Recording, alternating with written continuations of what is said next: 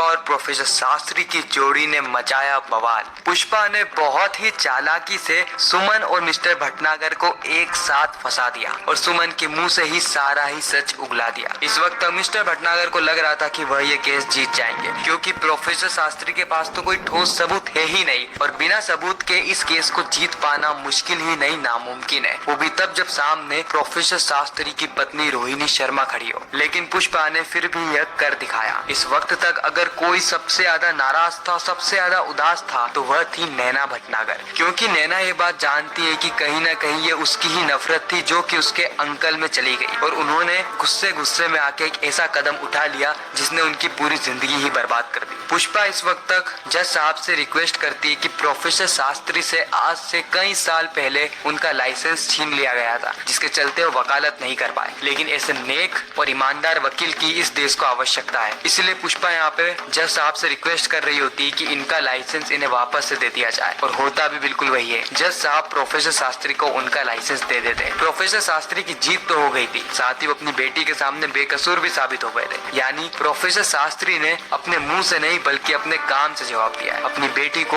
यह कहा नहीं कि मैं बेकसूर हूँ, लेकिन उसको दिखाया कि मैं बेकसूर। लेकिन रोहिणी शर्मा के अंदर तो अभी भी प्रोफेसर शास्त्री को लेकर नफरत भरी हुई है, जिसके चलते वह अपनी बेटी को प्रोफेसर शास्त्री के आसपास भी नहीं घूमने देती। हालांकि प्रोफेसर शास्त्री चाहते थे कि वो अपनी बेटी से बात करें, लेकिन रोहिणी अपनी बेटी को वहाँ से ले जाती है। प्रोफेसर शास्त्री इस उम्मीद में रहते हैं कि एक दिन उनकी बेटी को इस बात का एहसास होगा कि उसके पिता ने उसके लिए कितना बलिदान दिया है और उस दिन वह लौट कर आएगी। पुष्पा कहती है कि सर, मुझे भी उस दिन का इंतजार रहेगा। खैर, पुष्पा इम्पॉसिबल की कोर्ट वाली पूरी ही कहानी का यहीं पर ही दी एंड होता है। यह कहानी बहुत ही ज्यादा इंटरेस्टिंग कहानी थी। बाकी आपको यह वीडियो कैसी लगी कमेंट सेक्शन में जरूर लाइक एंड सब्सक्राइब।